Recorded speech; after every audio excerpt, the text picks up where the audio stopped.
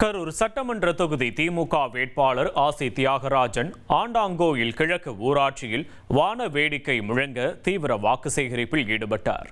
ரெட்டிப்பாளையம் மற்றும் தீரநகர் பகுதிகளில் வீதி வீதியாக சென்று உதயசூரியன் சின்னத்திற்கு ஆதரவு திரட்டிய அவருக்கு பெண்கள் ஆரத்தி எடுத்து மலர்களை தூவி உற்சாக வரவேற்பளித்தனர்.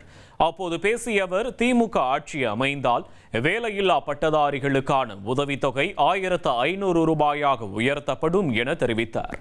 மகளிர் உரிமை தொகை 2000 ரூபாயாக உயர்த்தப்படுவதுடன் வீட்டு உபயோக பொருட்கள் வாங்க 8000 ரூபாய் மதிப்பிலான கூப்பன் வழங்கப்படும் என்ற தேர்தல் வாக்குறுதியையும் அவர் முன்வைத்தார். மக்கள் நல திட்டங்கள் தொடர உதயசூரியன் சின்னத்திற்கு வாக்களிக்குமாறு அவர் கேட்டுக்கொண்டார்.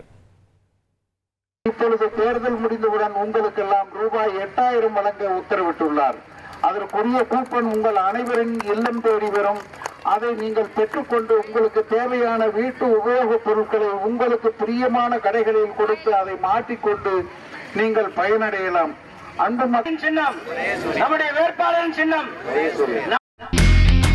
இனி செல்லும் இடமெல்லாம் செய்தி.